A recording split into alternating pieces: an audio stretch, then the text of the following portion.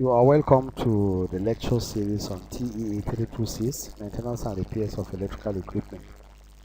Our lecture for this series is going to be on inspection and testing. Now, it is expected that as a maintenance or as a technician, at the end of the completion of installation for any building, it is expected that you don't just connect that supply directly to supply. So as a poser, what are you supposed to do? And that is our question. What will you do upon the completion of an electrical installation? I want you to answer, jot down that question before we show you on the next slide the steps to be taken. Now, upon the completion of an electrical installation, it is paramount to conduct series of physical inspections and sequence of tests as recommended by the IEA. This series of inspections and tests must be conducted before connecting the installation to the public power supply. The essence is to safeguard the life of the consumer from possible dangers of electric shock. The test is necessary to safeguard the entire building from fire hazards as a result of incorrect installation. Above all, it is also very necessary to protect the electrical appliances from all forms of hazards that may arise as a result of wrong installation. Now, there are a series of tests that are required fundamentally by the IEA regulations, and they are four. This sequence of tests are: one, the verification of polarity, insulation resistance test, as well as the earthing test, as well as ring circuit continuity test. We're going to demonstrate by using digital meters, clamp-on mega testers, how the performance of the polarity test, the insulation resistance test, as well as the earthing and ring circuit continuity test is being carried out. Okay. The testing we're going to look at here is that of ring circuit testing. Now, the purpose of the ring circuit testing is to ensure that the cables form a complete ring without interconnection between the wires, and the polarity is correct on all outlets. The best way to do a ring circuit test is with the help of a resistance tester or a digital multimeter, as you can see here on the board. Now, the first step is to ensure that we must ensure safety first, and that is there must be perfect, complete isolation before we carry out this test. By that complete isolation, it means all the fuses will go to our DB and remove the three. If it is a three-phase, remove all the fuses, the three phases there, because we have to ensure complete isolation for safety. So you remove the first fuse, remove the second fuse for the second phase, and also ensure that the third fuse for the third phase is also removed. Now, after removing these three phases, which I said is done for the purpose of safety, then we now look from our distribution board. Look through the line, neutral, and the earth conductor terminals, because we're going to connect between these three terminals to the terminals of our socket outlets here. Now, ensuring that we are safe at that level, we now come through our digital meter, put it on, and after putting it on, we set it to the resistance ohms level. Now, at the resistance level there, we now connect between the terminals, one after the other, the neutral terminal, the earth terminal, as well as the live terminal, from the supply to that of the DB. Now, the earthing is the first one that is being tested here. Connect that of the earthing terminal to the earthing terminal of the supply. Then you now take our reading. Then after that, we'll now go. After that, yes, the earthing terminal is being demonstrated here. You look at the reading, take down the reading of what is being obtained from this, and that will give us the E1, that is the earth reading. Then after that, we now transfer our probe, the terminals, to the neutral now.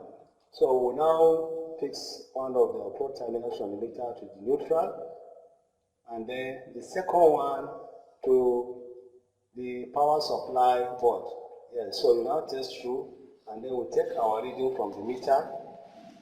We first to ensure that the meter is well placed, then take our reading from the meter to get the neutral reading for each of the phases. Now, after completing that one, we now go to the last, and that is the live terminal there. Then connect the same thing from each of the phases. First phase, second, as well as the third one from the DB there. Then we take down our reading. Now, it is the measure, the connection that has been done from the first going line to the second incoming, the add and connecting to the second incoming line to the first outgoing to ensure that the reading or the measurements we take here are all okay. Then after that, we are now coming to take the reading of this measuring. We are going to do some calculations there, so that every time the measure value is deviated by more than 0.5 ohms, then the connection at the accessory terminals have to be investigated. So that is that about the ring circuit testing. So as we said, the steps have to be taken to ensure that the live, the neutral, as well as the earth conductors are perfectly in order, just like we mentioned at the beginning.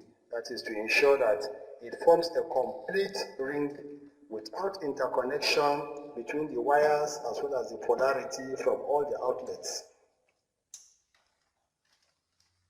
Go. This time around, we want to demonstrate another test for a completed installation, which is known as the polarity test, otherwise commonly also referred to as verification of polarity. Now, verification of polarity is a very important test, and it is necessary to ensure that all single-pose devices, fuses, socket outlets, switches, as well as circuit breakers are all connected in the phase conductors only.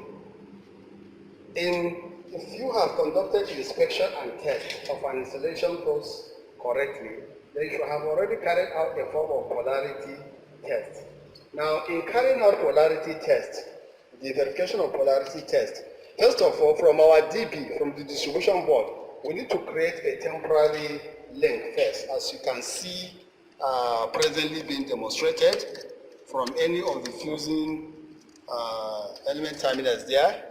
We make a temporary link connection between the phase, yes, and the earthing terminal there within the distribution board.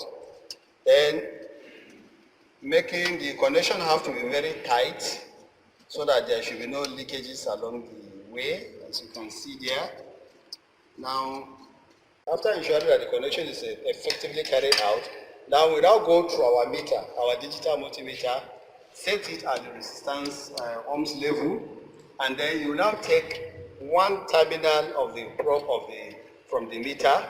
You test it to run it. You can see the reading there. Then you now go to the socket. For example, we're using that of the socket outlet. One probe at the earthing terminal, and the second one at the live terminal. Then you will expect to see reading from the meter. Then the reading now you can see is supposed to give us about 38, 35 years. That's showing that the polarity is okay. Then you now check to go to the second probe terminal again. You make disconnect from the temporary link of one of the, from one fusing terminal there. You disconnect. Now you now check again. Extend the connection as is being done there. You disconnect also from the earthing terminal again, and then we're now going to make the connection towards the neutral terminal to the phase. So the connection is being done now at the neutral terminal. You lose the terminal, insert the lead cable there, and then you tighten it up again firmly, then connect the end of that to the earthing terminal there to ensure Yes, so the connection is now being done effectively to the other earthing terminal. Then you now connect from the digital probe again. You now test between the earthing terminal and the neutral, and let's see the reading. You can see that the reading is agreeing. Okay, almost agreeing. Yes, 38.5.6.7 as was the case in the first with the first reading. Now, after this one, ensuring that yes, the verification of polarity is okay even for this set, it is okay now. Then we now also now lose up the terminals again and then now connect, or we have just done for one socket. It is expected that from each of the socket outlets there, it can be done continuously. But by way of demonstration, yes, you insert the plug in, one in the acting terminal, the other one at the neutral terminal, take the reading again. You expect to have similar reading. Yes, that has been verified. Then we can also move to the next socket. It's expected that all the sockets within the installation, the same thing will be done all through. Yes, from there again, we now move to the other sockets all through because you have to verify to make sure that the phase to earth as well as neutral to earth connections are all effective and all ensuring that there is continuity between them. Now after this, we at the end of the test, we make sure that we now lose the connection terminal that has been done, having satisfied that the polarity for this installation is guaranteed. Now we are going to look at the third test now is that of insulation resistance. Now for insulation resistance, the purpose is to ensure that insulation is to ensure the integrity of all the insulated materials within the circuit. Now, why do we need this insulation resistance testing? We need it in order to ensure that there is, good control measure at the time for every piece of the electrical equipment, and also to make sure that the installation requirement to help ensure specifications are met, and also to verify proper hookup. So, and then we also want to guarantee that there is no any leakage, there is no link between the current carrying parts and the non-current carrying conductors. So we want to look at some insulation aspects in the distribution board here. I'm going to test. We're going to set our meters as usual to the system range, which is perfectly set now. Then it is expected that if the insulation is okay, by testing the two probes, we don't expect to see any reading on our meter. So let's look at the demonstration now. Yes, as you can see, it is being demonstrated. And then you look at the meter. The meter is not giving us any reading, indicating that the insulation for this particular dB is very effective, that all the insulated materials there are effective. So that is the essence of the insulation resistance test, making sure that there is effective insulation, effective barrier between current carrying parts and the non-current carrying parts. And the essence is just to minimize dangers of electric shock.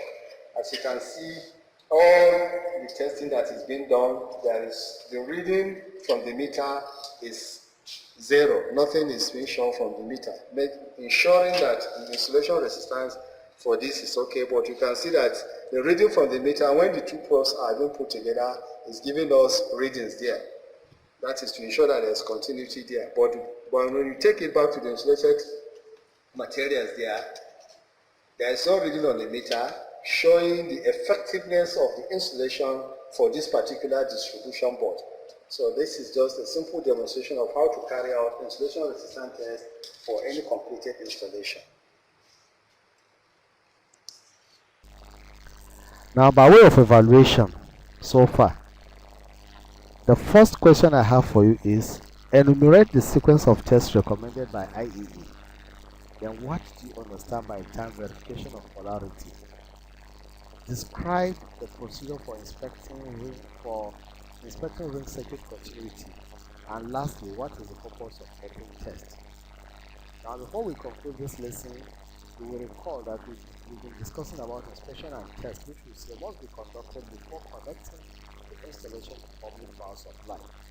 The essence is to safeguard the life of the conductor from possible dangers of electric shock, as well as to safeguard the entire building from fire hazards as those of incorrect installation.